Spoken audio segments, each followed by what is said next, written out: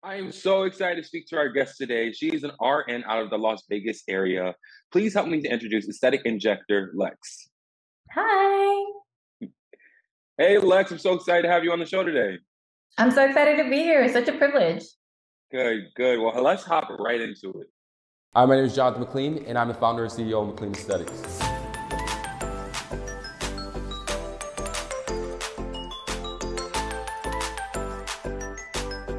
Welcome to the dark side. Let's go.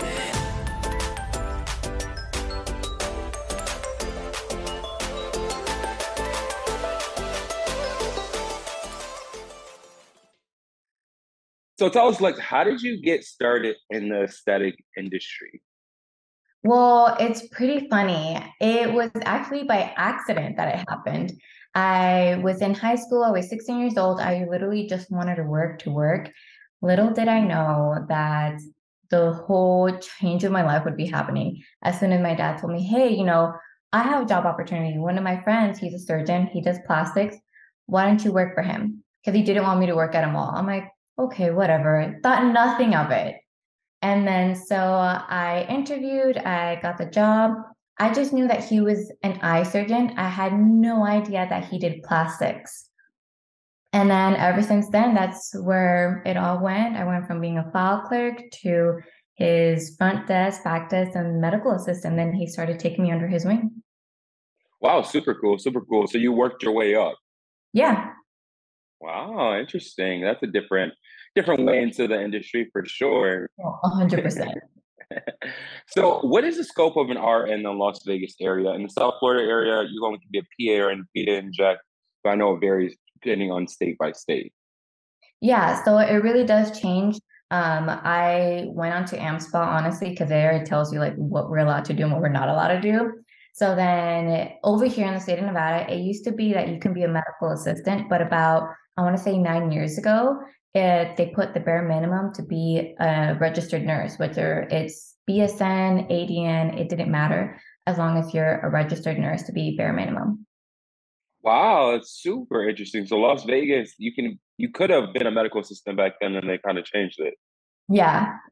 Wow, super cool, super cool. What trends are you seeing over there in the Las Vegas area as far as like what clients are coming in to ask for or what you're seeing other practices doing, things of that nature? So honestly, I feel like we're starting to get more people wanting to do like Russian technique. And I would think it'd be more the younger people that would want to do it, but I'm seeing more like I want to say 40s, 50s, that they're trying to be more trendy with it. So as far as more lip techniques is what people are gravitating towards too. And I feel like that's where the majority of the aesthetics services. It's like what's the new lip technique? Not so much with as far as like cheek or smile lines. I feel like that's been very standardized lately. I would like to see a little bit more changes in technique in that though. What is your views on the Russian lip technique? Because I see so many, it's so split on where I look on Instagram. Honestly, for me is as long as you know what you're doing and you're doing it correctly, it's not like your first rodeo and say you want to do it. Don't do it. Definitely have some lips under your belt before you even provide that. Nice, nice. No, I could definitely understand. And there's so many cool trends happening right now in the industry that I find super cool. Down here in the South Florida area, sculpture is really big and threads. Are you noticing that too? So at the Met Ball where I'm at right now, it's not so much Sculptra, it's more Revenus lips that's being more popularized. I know in other med spas that I was training with, the PDO threads are thriving. I actually have a friend who she's doing her own PDO thread course and she's doing such an amazing job with it. How does the results vary? Because I hear some people say like they don't see results from the threads. Do you feel like they give good results? Tell me a little bit about that. So it's so funny. We were just talking about this with the other injector that I work with. PDO threads, I feel like I hear so much, like how you said 50-50. I don't get a good, like maybe 90% or 80%, which is why we don't carry it yet until we get Mm. a hard 100%. Well, nothing's 100%, but at least 90%, 80%. So It's to everybody's discretion. Yeah, for sure, for sure. Now, how is it in the Las Vegas area? Is it a lot of different spas, or is it majority like a couple of them? Tell us a little bit about the community there. So recently, it's been like literally right after the pandemic, it's been booming. I got hired at one med spa that is in the strip, which is wild for me. It was literally in the strip, but it makes sense money wise for them. And then now they opened, I believe, either 5 or 6 new med spas in the strip in a Wow, span of, I want to say 8 months. wow, wow. So there's a lot. There's a lot around, a lot going on. Every corner. How do you differentiate yourself from the competition? Honestly, I love being myself. I try not to compare myself, but I still like to nitpick other injectors' minds. I don't see them as competition. I see them like, hey, this is not what I specialize, but this is what you specialize. Can I go ahead and refer some clients over? And they love it. If you see everybody as competition, honestly, you're not going to be doing as well. But if you see them, hey, Alexis, she's done more of the natural look, go ahead and see her. And I'll be like, hey, you like more Baba Boom? Let me go refer you to my friend injector over here. So I feel when you see it like that, it's helping everybody out. But here in Las Vegas, there's not a lot of injectors that speak Spanish. So also that's one of the things that a lot of clientele they come to me because they're like, I'm trying to express to people, but my English is so limited. I'm like, it's okay, no worries. We'll go through this. So it's really nice. Wow, that is a big advantage, honestly. Mhm. Language is it communicate like communication is so huge. Um, a client will go to another injector if they can really feel like they understand them. So I can understand that. Yeah, 100%. What are some white glove service things or some things that you do for your clientele to keep them coming back? Well, for me, I like to tell them like, yes, you can get this service at any other med spa, but my thing for you is I want to keep you educated. I feel like when the client knows that we're not trying to push them, but we're trying to do this for their own benefit, it really does change their mindset. I feel that my consultation process is very extensive. I also love how my main injector, she provides like, hey, since people's lips are going to be chapped, let's go ahead and buy some aquaphor pads. Let's get some chapstick for them, some ice packs. Those small little things mean such a big deal for the clients. They're like, hey, it's not just let me get my lips done and I'm out the door. It's like they took time to have a cute little like lip care package. With our skin, we have like our anti-age kit. Just those small little things, clients love it. And they're like, why shouldn't we as providers? They're investing so much time and energy to even coming to us. Let's do and like pay back forward to our clients. I agree. I agree with that 100%. And who doesn't love a takeaway? Yeah.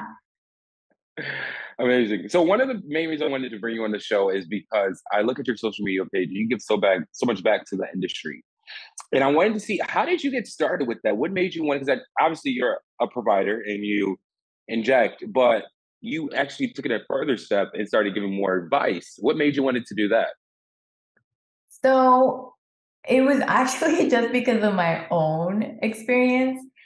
Going in, I was going on YouTube, Instagram, TikTok, anything I can do to learn more about aesthetics. Even though I worked for a plastic surgeon, he focused more on the actual eyes and Botox, but I wanted to do more. So having to look at other med spas and having that whole hiring process, seeing how difficult it was for myself, I'm like, this is insane. There's no one cut crease answer. So then, as soon as I become better in my field, I knew that I wanted to pay this forward for anybody else that was in my situation. Being and able to go to my page and be like, okay, so this is how to look for courses. This is how to get into aesthetics. Like sooner rather than later, I hope to have my own course where everybody can go into. But yeah, I just think it's such a beautiful field and there's so many like secrets that are kept. I'm like, no, there shouldn't be secrets. This should be given to everybody, honestly. Why do you think it's so close-lived? Honestly, I think it goes back to competition. I feel like if less people know, then, well, I don't have to worry about them. I don't have to worry about them.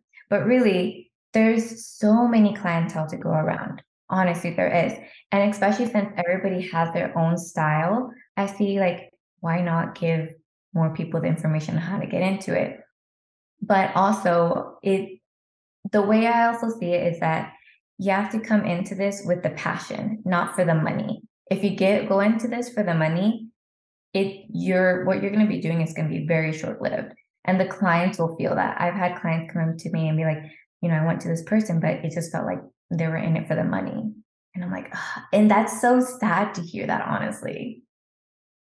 Yeah, exactly. Clients can feel that and they don't want to come back. They're like, "You're selling me," and I'm like, "I'm not interested in that." So I can definitely understand. And now I've seen that you talk about resume tips. Could you give some quick advice or one top things or two top things that on your resume you should follow to really stand out among the crowd? So people don't understand how important CEU credits can be and how they're free. Literally, there's so many out there, especially for aesthetic injectors.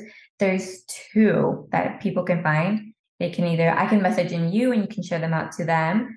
In addition to that, people think, well, I don't have any like aesthetic nurse experiences. What can I do?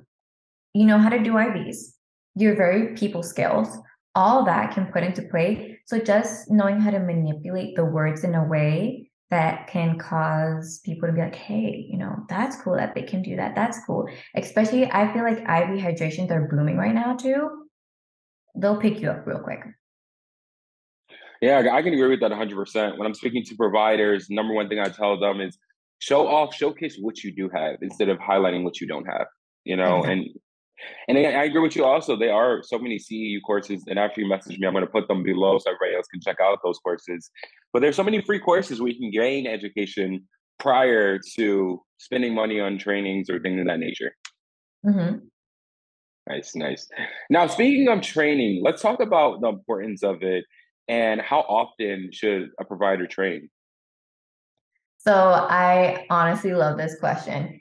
And this is why I tell people, like, if you're going to be in aesthetics, knowing that in the hospital, they tell you, oh, they'll pay for your courses. In aesthetics, you have to pay for your own courses. I believe that you should be doing it. Me personally, I try to go at least once a month. Nice. Honestly, there's new product that's coming out, new techniques, and I really try to integrate not just injectables, but also skincare. I can do all the Botox in the world, but are you putting SPF? How are you taking care of your skin? It all plays a role. So I try to do like at least the mini courses once a month, but the bigger courses maybe once every 3 months. But honestly, try to keep up as much as you can. Nice. What's the last one that you've been to? The latest one I just went to was an allergen one. We had an ophthalmologist, which for me, it's like, hey, it's home. I know about ophthalmology. And we were able to go and learn more about the muscles themselves. And honestly, it was so interesting seeing other injectors throughout Las Vegas and seeing how they do their own technique and their own consultation process. It was honestly such a good one. I recommend going to your reps and talking to them like, hey, what like trainings that I can do. And that way they can be like, oh, we have actually this training coming up.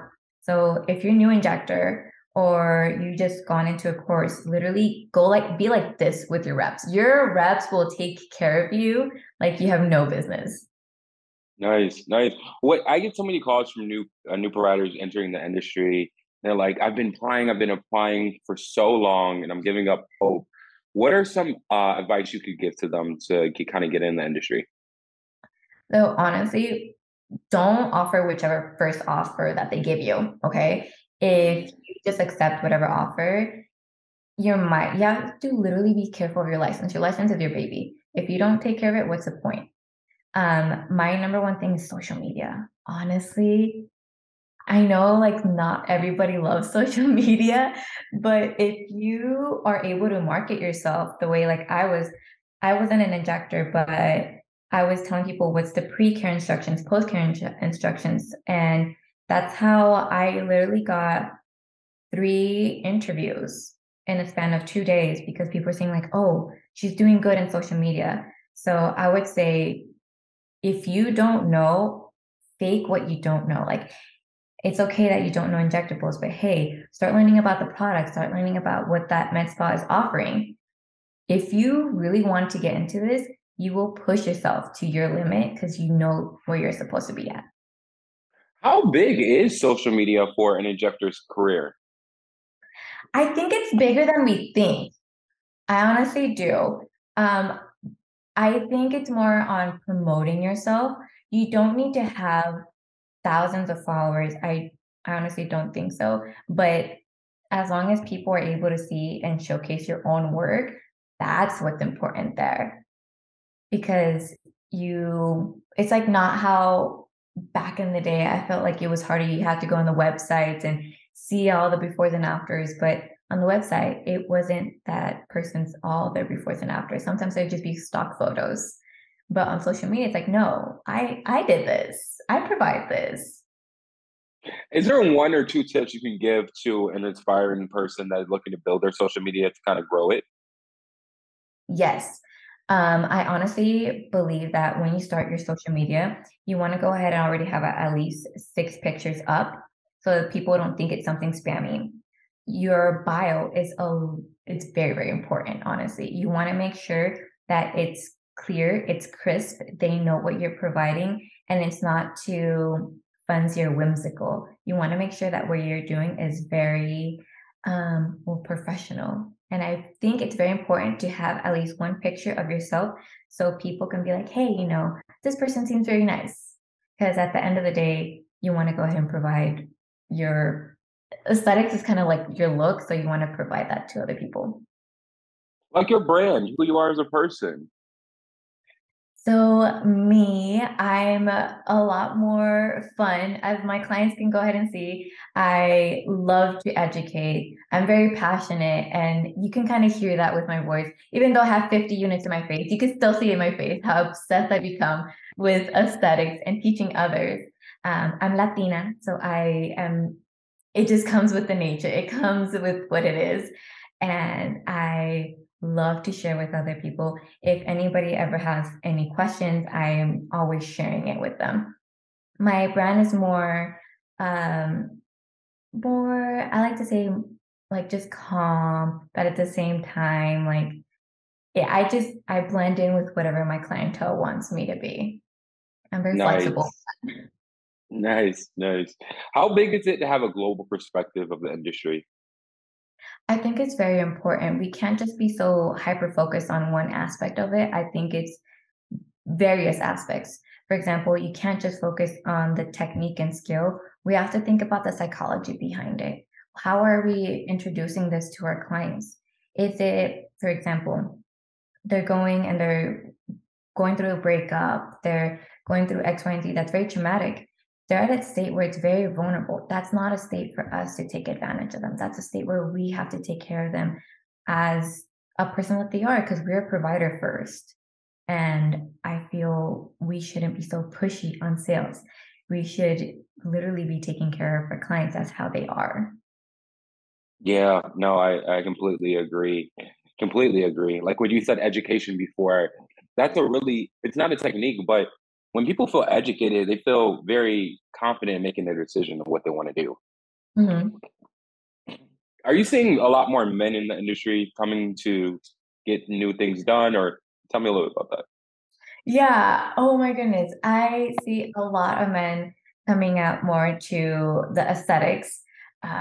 The first one was my dad and my husband. When I was first trying, I'm like, no, no, no, you're not getting away. You are not getting away. So the number one thing is going to be more disport for men, is what I'm starting to see. Not so much facial rejuvenation, but I feel like it's going to be pivoting in 2023. I saw one nurse, she did 7 syringes of filler on this man's face. It did not look overdone whatsoever. He just looks refreshed. Yes. It Wow. was amazing. So I think aesthetics is starting to become more natural, and we're starting to see how, hey, men can get fillers too without making it look too overdone. So yeah, I've been getting a lot of men recently. Yeah. Yeah, I think that's the biggest thing. Like, it took me so long to even try, like you said, dye sport, and I only have it in my forehead. But the biggest thing is like, I don't want to not have the masculine look. So, you get scared, like, oh, should I try this? Should I not try this? But that gives me confidence when you just said that. So that's amazing. Oh yeah, she did such an amazing job. Yes, yes, yes. Let's talk about burnout. Now, working a lot, doing training conferences, you're doing social media. I'm sure you can get burnt out. What are some things that you do to kind of relax and kind of relieve yourself? Honestly, I am a big advocate for mental health. I think it's something very important. And dealing with aesthetics, you kind of can get a little bit more burnt out than the usual because you're talking to people more. If you're a person that tends to pass on people's vibes, then you will kind of absorb those vibes. Me, myself, I do go to therapy. I think it's very important. I'm never going to be the person that hides it. I think that's very important to go ahead and review that. It's like, okay, I'm getting a little bit tired, but I need to take care of myself mentally before I'm able to take care of others. I also believe that taking breaks on weekends, I usually don't do any social media. That is my break. If people want to message me, like I tell them, like text me, but social media wise, I think that's where you kind of get a little bit more burnout because on Instagram, you have to go on the latest trend. You have to go like, if this is new, that is new. You have to hop on it before it dies. And that is usually where I get my most burnout. Do you think mental health is like an underlying to this industry? Do you feel like it's like so in kind of like combined? 100%. For example, people who have body dysmorphia. Recently I was just literally talking to my therapist. She's like, I think that's something you should add on your questionnaires when you're asking if they have like keloids, if they have any dental procedures coming up, start asking about their mental health. Because if we know that this patient already has dysmorphia, we know like, hey, it doesn't matter what we're doing, they're never going to be satisfied. And that's just one example. Yeah, for sure. For sure. Now, training, I wanted to ask you, is there any training seminars, courses, conferences that you would recommend for the audience? Yes.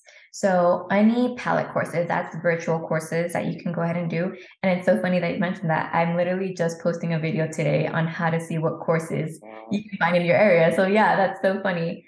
And honestly, if you can see anything that injectors, local injectors that are doing, do it.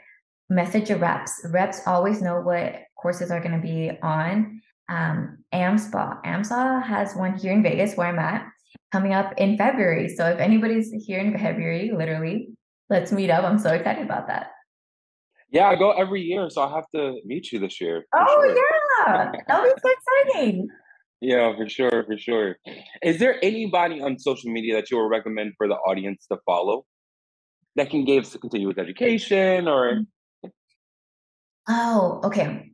So you actually had one of them on. Her name is Injector Nicole. She was yeah? one of my mentors. I love her so much. There's Injector Bunny. There's Jubilant Julie. Jubilant Julie has a lot. Her Patreon is really good, especially for new injectors. My fan favorite on to how she does her aesthetics is Vanessa Lee. Vanessa Lee, oh my goodness, I have nothing but beautiful things to say about her. Nice, nice. Is there any podcast that you know of that you would suggest also, or do you listen to podcasts? Yeah, so with Vanessa Lee, she has one, it's called The Things We Do. And one, she talks about how new injectors, how to get into it. One's her consultation, listen to her consultation one. It's really good. And also the do's and don'ts about aesthetics. Another one is Aesthetic Chat with Kiki. She's so cute. I love her. Her podcasts are so good, especially because she brings on different injectors on. So it's really good. Super cool, super cool. Well, thank you, Injector Lex, for sitting down with me, speaking more about the aesthetic industry. tell everybody where they can find you and what you have planned next. So you can go ahead and find me on Instagram at Lex_nurse. Also, I have a YouTube where I'll be sharing all my tips and secrets with you. And maybe very, very soon, you'll be seeing classes with me. So I can't wait for that. Amazing, amazing. And until next time, bye. Bye. Thank you so much.